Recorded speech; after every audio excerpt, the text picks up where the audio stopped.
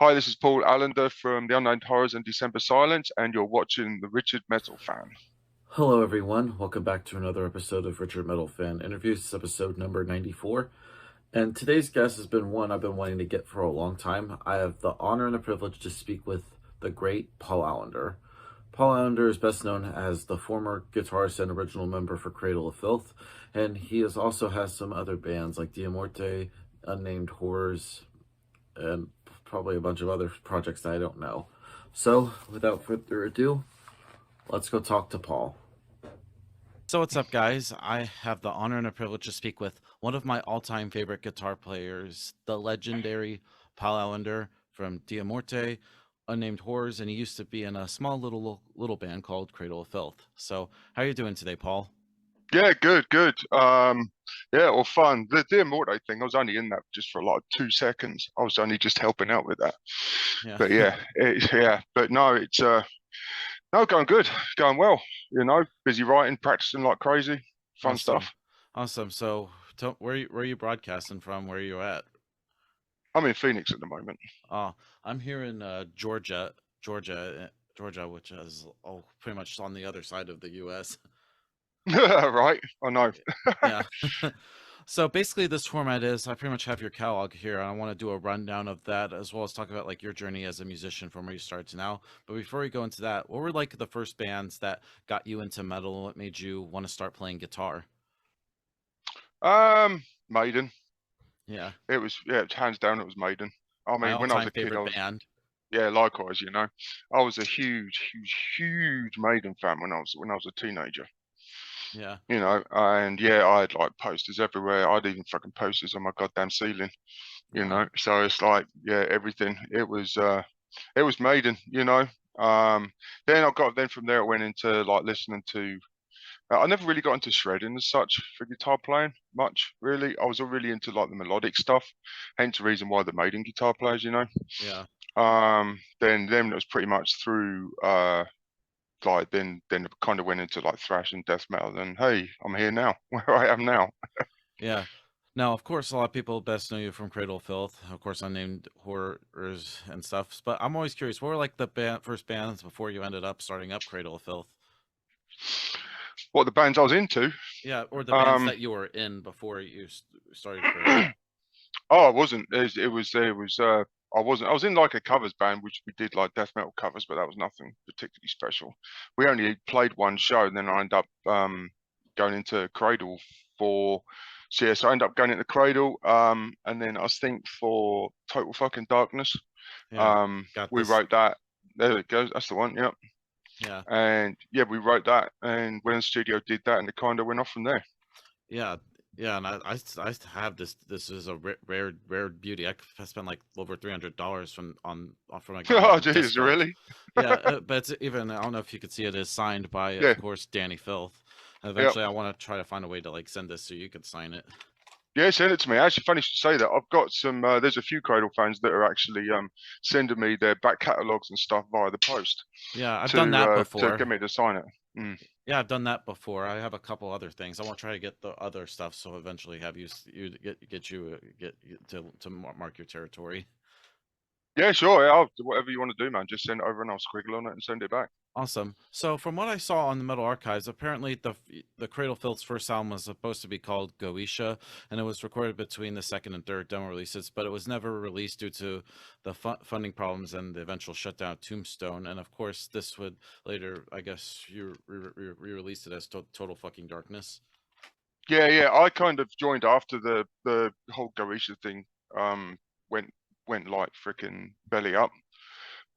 So that was going on before I joined. Yeah. But yeah, then they were looking for another guitar player, and I joined, and then we did. I don't know whether to be honest, I can't even remember if any of those song tracks ended up on the TFD. All I remember is just writing them with the other guys in the band. Yeah. And then going in setting them up on I think we ended up recording it on a 4-track. It was in like a camper van in the middle of a freaking cow field. It was quite interesting. Oh wow! And then of course you sort of played locally in England, and then of course you think the first label that Cradle was on was Cacophonious. How did they find you guys? Is that like Cacophonous. yeah, Cacophonous. Cacophonous? Yeah. Is that like a local Yeah. label in England? Pretty much. It was a label in Ipswich. So not Ipswich. What am I talking about? Not Ipswich. Chelmsford. And so yeah. So he kind of, one of our friends. I can't remember his last name, but Craig. He sent the demo TFD off to the label, actually without us knowing about it. Oh, damn. And he, next thing I know, Dan gets a call from Cacophonous, and like I said, he's about doing an EP. So I said, well, why do an EP? You know, we've got an hour's worth of material. So we just did that. Yeah. And yeah. Yeah, of course, you eventually released Principle of Evil Made Flesh. Yeah, that was the one. Yep. Yeah, came out the same year I was born. So tell me about like the whole writing and recording process of this. Christ, I've got to remember all this. Right. So yeah, I mean, it was all right. The recording side of it. We ended up, I remember, I think it was in, I can't even remember the label, the studio's name now. No, it's gone, but I remember recording it. It was up in like the Midlands area. Bradford, I think it was in, but I can't really remember. But no, so it was all right, you know, just went up, just normal. It was all on tape. So we recorded it on tape. The keyboards were done on like a freaking Atari, as they were normally done, you know, for the computer side of it. But oh, it was fun. It was fun stuff. It was really exhilarating, you know, sort of like being like really young and releasing an album, you know, just getting it out and doing it. It was pretty exciting stuff, you know. And it's good though, because like a lot of people say, oh, how did you last so long and everything else as a band? But to start off with as a band, to get those initial like first like 3 albums out under your belt, then a band will start finding its own sound and everything, you know. Yeah. But to get those first 3 albums out, the band's really got every single person in the band has to have the same drive, has to have the same like want for the band to progress. Everybody has to have the same desire for what they want out of the band, because if you haven't got that right from the start, then it won't really work, you know, if you want to write it as like a 4 or however many piece band you are. Right. And when the Principle of Evil Made Flesh came out in '94, did you start like touring outside of like the UK for the first time, or was it just local? No, it was all UK based stuff. I think it was later on we ended up we was doing like tours of England, and then because what was really handy, we was actually really pally with one of the main London promoters. And so whenever a US band would come over, like death metal band or whatever, he would always call us up and say, hey, we've got a support slot, do you want it? Then we'd be there straight away. We'll drop everything. He could call us up the day before the gig. We need a support band, right? We're there. We'll get the van and in we go and do it, you know. So he always knew we was there, no matter what we got paid. If we didn't get paid, a lot of the stuff was, we just got like the van hire covered, and that was it really. And we could sell our own shirts and stuff, you know. And then we ended up kind of, there was one tour we did. There was a main band. There was a band called Cancer. Oh yeah, I've heard of them. I saw them at Maryland Death Fest back in May, and they fucking killed it. Yeah. So we ended up we was on tour with them, and I think the other band supporting them was like Cerebral Fix or something. And we ended up I don't think they could make Europe for some reason. So we got offered just to jump on the tour bus, going to Europe, and like play some shows in Europe on the tour bus with Cancer. And so we just jumped at it, went, yeah, let's do it. Went off, did it, come back, and it kind of all started like spread out. Nothing really major happened off of Principle or anything, because obviously we're a brand new band, his first album and stuff like that. But yeah, it was good. It was fun times though. First time in Europe playing as a band. It was certainly different. All right, and then I know in like '95 you briefly left Cradle of Filth. What was the reason for that? Yeah, I don't want to go into that. All right, all right. But then during that time, I know you were in a couple bands, Vomitorium and Blood Divine. Tell me a little bit about those bands, because I don't think nobody's ever talks about that. No, Vomitorium's actually not a band. It was a artwork. There's a name for the artwork I was doing. So that wasn't a band at all. And like the Blood Divine. So when I left Cradle, I left with the Ryan brothers, and we got together with like Darren White from Anathema at the time, the singer from Anathema, and we did the Blood Divine. It was good. The first album was fun stuff, just different stuff. It's a beast. That album is a beast. I was listening to it earlier. Oh, you like it? Cool. Yeah. Yeah, and yeah, so we did that.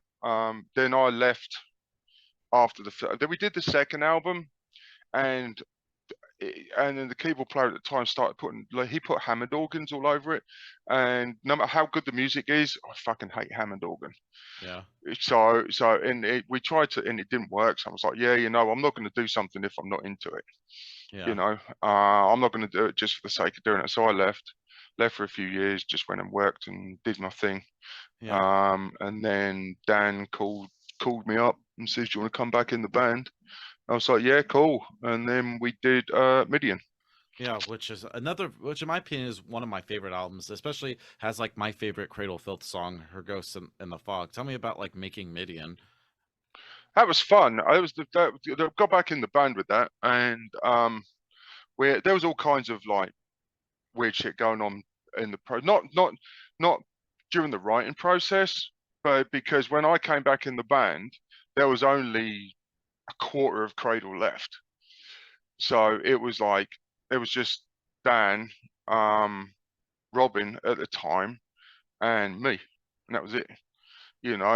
Adrian wasn't interested. Stuart at the time refused to point blank play with me. I don't know why, but he just didn't want to play with me in a rehearsal room. Yeah. And then so what happened? He left. Adrian left. And then I ended up. Then I joined. So we were three people. Then I remember we sitting down talking to Adrian, say, hey, we got to lose. Just give it a go and see what happens. So we ended up. So Adrian came back, and then we reached out to John, the other guitar player, or Jean, whatever his fucking name is, whatever you want to pronounce it. We call him John. But yeah, so we ended up reaching out to him, and he came in. And then we got Martin Powell on keys. I think he came in that time. Martin Powell on keys. Yeah. Yeah. And tell me about like the touring for Midian. Did you like play in the US for the first time on this? For me personally, yeah. Yeah. What was like the first US tour that you did? God damn it, I can't remember that, man. We're going back some serious. Yeah, I remember. I don't know whether we did do it on Midian. Yeah, I'm pretty sure we did. But I remember. Yeah, everything always gets like really like jumbled up. I've done so many freaking tours. But no, it was fun stuff. First time I played in US, it was awesome. I've always loved the US, always. Yeah. Well, I live here now, so obviously. Yeah. Came from right across the pond here to the good old America. Yeah, right. Yeah. But no, I mean, I love it. I like it. I mean, no country's better than anyone else. They've all got their freaking shit shows, but at the end of the day, I like the space here. I like how open everything is. Yeah, but of course, then 2001, you released there was the Bittersweets to Succubee EP, which I always love it. Which I always say to other bands, like anytime a band releases like an EP in between albums, I always consider it like making a video game reference, kind of like a side quest. How was that like? What was the reason? Was that something to hold people over before you started Damnation in a Day?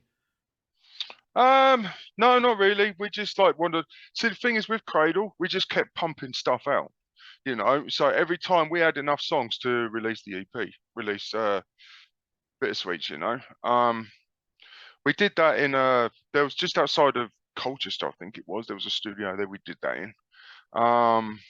Yeah, see, the thing is, when I was in the band, we got so many tracks floating around everywhere. We never sat on any tracks at all. We always released them. Yeah. And especially when I was doing writing, it was everything I wrote always got used. So I'd never have. I mean, people talk to me and say, "Hey, how big's your riff bank? It must be huge or how big's your like song structure bank or whatever ideas bank have you got? Honestly, I haven't got anything, because everything I've always done always got used and always got recorded. Hmm. So I never really, and like as I said, Bittersweets was another one. We wrote stuff and just put it out basically, and tour, and like obviously you need releases to tour off. So we did that. Yeah. Yeah, I don't know what to say really. It's everything just got used.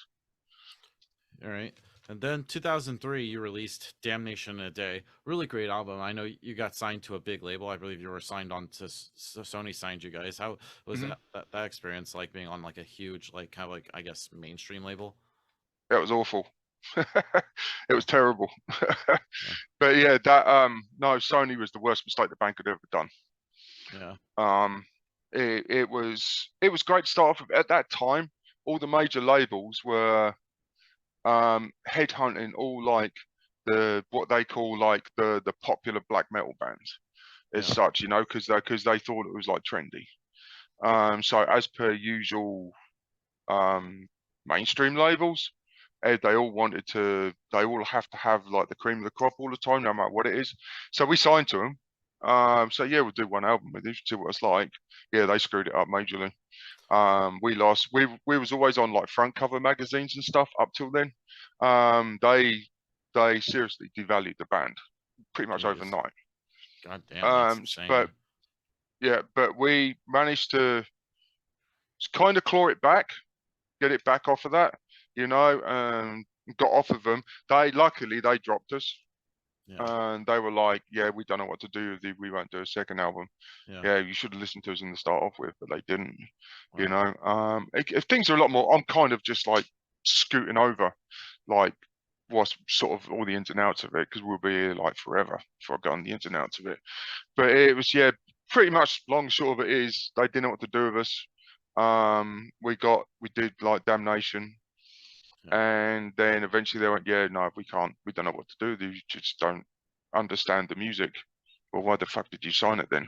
Yeah. It's, And hard to believe next year will be the 20-year anniversary of this album, which is kind of nuts. it is nuts. It is nuts. 20 years. Yeah. That's I crazy. I know during that time you also played like on Ozzfest. What was that Mm. whole experience like, playing like in front of, like, at that time, like one of the best touring metal festivals in the US? Oh, that was fun as hell. That Yeah. was really cool. That was like the longest we've been out for. That was like, we was out for like 10.5 weeks. Wow. And yeah, that was crazy. Plus summertime as well in States. Yeah, it was fun times. Yeah. Um, it's funny to say that my wife, she was actually I can't remember who she was repping for there, but she was like a model taking photographs on motorcycles and all that fun stuff there, which was crazy. It's funny how small the world is, Yeah. because she was there doing her thing, like modeling and all that stuff, and then I was playing on stage, and then like years later we met and got married. Oh, So it's like, the small world we live in, right? yeah, right. Yeah, but then, of course, a year later, 2004, you released Nymphetamine, which another one of my favorite Cradle of Filth albums. And it was only the only time in the Cradle of Filth history where it was a quick turnaround. Did you like started writing Nymphetamine after Damnation in a Day was put out? No, because we tend to, well, what we tend to do is, some of the band wanted to do that, but then some of the band says, no, what's the point? Because at the end of the day, I found out a lot of bands, when they sometimes a lot of bands, if bands pump out like an album a year, what'll happen is, or they start writing straight away after. What the albums, the ones that follow, always sound pretty similar and the same, because um there's no room for growth. There's no room for getting different atmospheres or influences or anything like that. So what we did in Cradle, we tend to did an album, then spent the whole year touring. Obviously, I practiced and did all like the normal guitar stuff, but it was like, but I didn't actually commit myself to writing until the following year after all the touring had finished. Yeah. And because then that way I had a different idea of doing things. I had like I was super vibed on influences. I had tons of freaking really cool ass ideas for songs. and stuff like that. Whereas if you was to constantly do it straight away after the albums come out, you're kind of struggling for ideas. You know, that's personally myself. Someone else might be totally different. People might watch this, go, "Hey, you're talking at your fucking ass," but whatever. But that's personally for me, you know, and it worked for me and the band. Yeah. Yeah, and tell me about like that. Of course, you got signed to Roadrunner Records, which I think was a better label for you guys at that time. Oh, way better. Oh my goodness, yeah, way better. Yeah, I feel like Roadrunner from like 04, 05 had some like sick shit on there. Like I remember like Ghost Reveries from Opeth was a great album. I think a couple of the Nightwish albums that were on Roadrunner were great. Right, like all like the old school death metal, like Obituary and Suffocation. And nowadays, if you look at like Roadrunner now, they have like freaking Nickelback and Theory of a Dead Man, like more of the mainstream stuff. Yeah, of course they are, because they're trying to basically, they're doing anything to stay afloat and get money. Yeah, that's what they're doing. You know, Roadrunner at the time were awesome. I've got tons of fond memories going down the offices and doing press trips out there in New York and stuff like that. Yeah. With Roadrunner, that was fun stuff. It was really good stuff. Yeah. But now the industry, well, I don't know, from what I'm used to and for what it was like back in the day, it's totally different now. Yeah. Well, yeah. How do you? Yeah. Tell me about like the whole cycle for Nymphetamine. This is like another one of my favorite Cradle of Filth albums.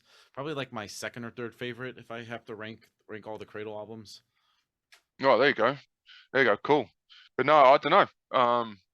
See, the thing is, you say the whole cycle. It was, obviously we're pumping out and we're doing more elaborate stage shows and all that stuff for live.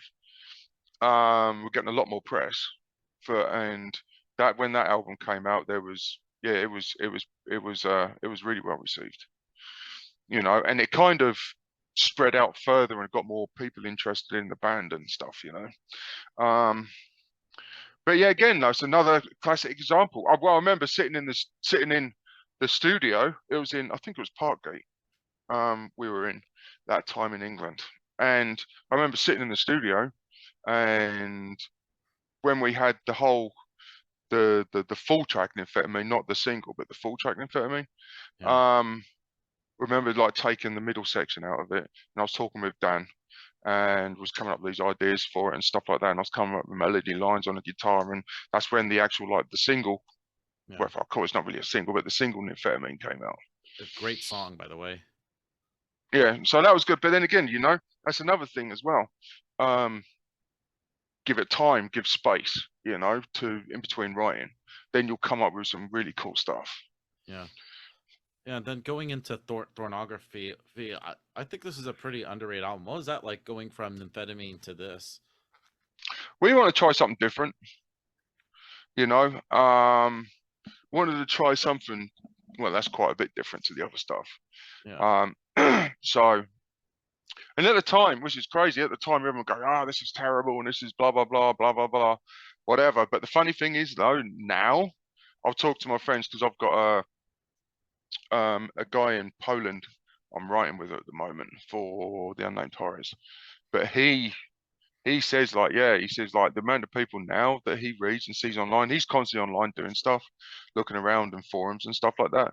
But he was suggesting that how now all of a sudden now people are saying Thornography is their favorite album. Yeah. I'm like, fucking, how many years too late? Yeah, like 16 years since this came out. In 06. Exactly. Yeah, I like this album. I know a lot of people shit on it. Like I used to think it was iffy with this, but it's grown on me. I like this album. Yeah, it will do, you know, but that's something we'd want to try at the time. See what would happen, you know. You got to do that. Bands do that sometimes. Just as musicians, really, not playing to try and sell albums or anything. It was just musicians. Let's try this and see what happens. See if it works. Yeah, and I would consider it almost kind of like an experimental album for Cradle of Filth. Oh, absolutely. I agree with you on that. Yeah. Yeah, it's definitely different. Yeah. Then going into Godspeed on the Devil's Thunder, I think is another underrated gem in the catalog. Tell me about this one. Has one of my favorite songs, by the way, Honey and Sulfur. Pretty much very good song. Pretty much a deep cut, I would say, in Cradle of Filth's catalog. Yeah, no, another one that's cool. You know, I like it. I like all of it. And again, space, you know. Because after Thornography, we was like, all right, let's try and go back and like, well, not try. Let's go back and go try and like play fast again, faster stuff, you know, compared to Thornography at least. So I was talking about it, and then I just started coming up with like riffs, sharing with everybody in the band, you know, and then because we haven't got anything set every time, and this is how I do, that's how I write now. The way I write now isn't any different to what I was doing when I was in Cradle, you know. So how I write now, which is the same as before, I don't have any set idea to how the track's going to come out. You know, I have no idea. I'll basically let it write itself. You know, so it's the same with that album. I'll end up, I was writing, and then however it came out at the end, came out at the end. And then once you've got the structure in front of you, you tweak it, write it, keys go on, etc., etc. The demos go between band members, they put their stuff down, then you got the track, and then next one, then you write, and however it comes out, it comes out. You know, that was the same with like every single Cradle album, and it's the same with the albums I'm writing now. Yeah. And then going into Darkly, Venus Versa, I think this is a really good album. Of course, got signed to probably one of the best metal labels ever, Nuclear Blast. How did you ended up working with Nuclear Blast on this one? How? It was just through the manager, because like pretty much every single Cradle album's had a different label. Yeah. Within reason. So yeah, I mean, it's down to the manager we had at the time, you know, come up, and so every album cycle we come to the end of. So then the label we're on will turn and say, okay, we're gonna give you this, this, and this, and so the manager will go around, shop around different places, different labels, and then basically get them to try and outbid each other. And so that's how Nuclear Blast came along. They came along, offered us the best deal at the time, and so hey, yeah, let's do it. Yeah, you know, so we went off and done it. Yeah, and they still have some kick-ass bands like Moonborg Gear, Flesh God Apocalypse, like plethora of other great bands. Yeah, exactly. Yeah, no, exactly. Yeah, but I know this one I have is actually has two discs. Did you like had like too many songs and you just had to make like a second disc for a couple other tracks? No, in true fashion, we always wrote too many tracks. Yeah. And so we ended up with too many songs, you know, as far as I can remember, we did. But yeah, so we always do end up writing too much stuff. There was never really like a problem with actually writing material with us at the time. You know, it was always the songs were always there, you know, and we'd always write too much. And then if we'd have like too much tracks, it'd end up coming on a double CD, or would end up coming on or those tracks will get saved and reworked and retweaked for the following album. Yeah. Yeah, and then of course hard to believe it's now 10 years since your final album with Cradle, the Manticore and Other Horrors came out. Tell me about like that, because I think this is also like a transitional period from Darkly Venus Versa to Manticore. Yeah, I mean that one, it's quite I don't know really. It's got like quite a lot of punk vibe in it. Yeah. You know, those type of riffs, which I love. It was all right though, you know, it's that one. I just remember the photo shoots of that one mainly. The recording was awesome. Yeah. But yeah, the photo shoots were fun as hell with like the horns and all that fun shit. You know, yeah, that track was it had a lot more of like a punky vibe to it, I guess. Yeah. But that one, yeah, it's like I left after that one because I was like, yeah, I'm not feeling this anymore. You know, I wasn't going to stay in something just because it paid money. I like to be in stuff that I feel and that I want to play music to, that I'm vibed about, and I just lost interest. I wouldn't do it. You know, people say to me now, would you ever go back to Cradle? And I went, fucking no way. Yeah. You know, just for the fact it's done, dusted. You know, the stuff I'm writing now, for my own music, for the Unnamed Horrors, and also I'm in a band called December's Silence. You know, and name. Yeah, it's cool. I'll tell you the story about that in a minute. You know, and so that stuff that I'm doing now, I'm working with some fucking killer musicians, you know, and the stuff, as far as I'm concerned, it's way better than any of the stuff I've done in Cradle. Awesome. And so then, of course, after you left Cradle, you started up White Empress. How did you Yeah. form that band? I got in contact with like I said, I wanted to find someone to do, like, I don't know, I just started playing around with stuff, you know. And then first of all, I was jamming with a guitar player in Minneapolis, or Minneapolis, yeah. And then we kind of then like Jeremy came on board, and then we had Cella, and then we had like Mary on vocals. That was all right. It was fun stuff, you know, just trying to like do something a bit different. So the first album came out, right? We didn't do a second album, but the first album came out. It was great, you know. I was doing we played Japan and that, but I just wasn't feeling it, you know. Again, it was like I think I was like seriously burnt out, for constantly writing too much drama in the industry and all that crap, you know. I'd been playing like professionally for a freaking stupid amount of years by then, you know, so I just needed space. So that kind of, then I had Adam on drums, and then but the final nail in the coffin for that, even though I like kind of was gonna fold it anyhow, unfortunately Adam like died, our drummer, Oh shit. you know. So then I was like, that's it, I'm done, and I shelved it, and yeah, I won't go back to that out of respect. Yeah. So Yeah. So I'm guessing did you take like a little break before you started up the Unnamed Horrors? yeah, I didn't even look at my guitar I played it here and there for about 8 years, and I had a huge like break for it. But yeah, so I started down named Horrors, and then one day, I was just like driving along doing the thing, and then all of a sudden there was like I had this idea coming. I tried getting into music again via like Dear Morte, because I was asked if I wanted to go along, join or whatever. So, and then it just wasn't really my thing. You know, it was a bit too nice sounding for my liking. So I said, yeah, I'm not doing this. And that was me trying to force getting back into it again.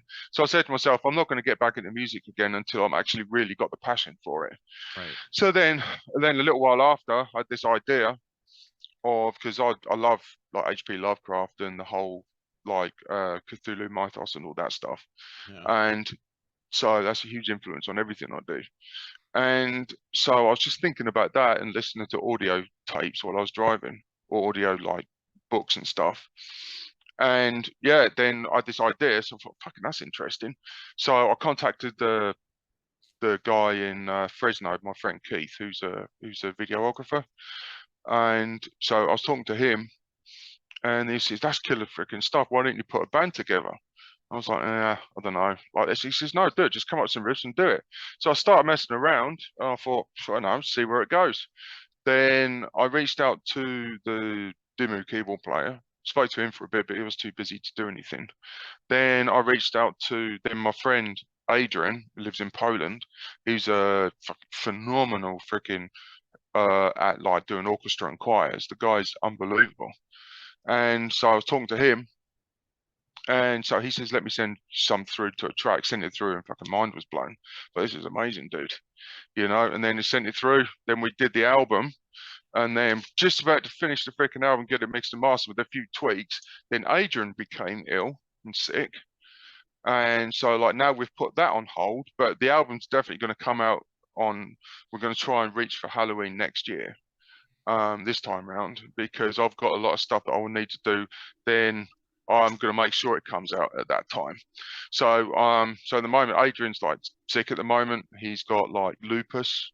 There's some other disease he's got on top of that, and also he's got like in his nervous system, in his right hand side of his body, he's got like tumors on these like nerves now as well. Oh my You know, God. which is really, yeah, exactly. It's terrible. He can't play guitar anymore. But so I'm trying to get everything off of him.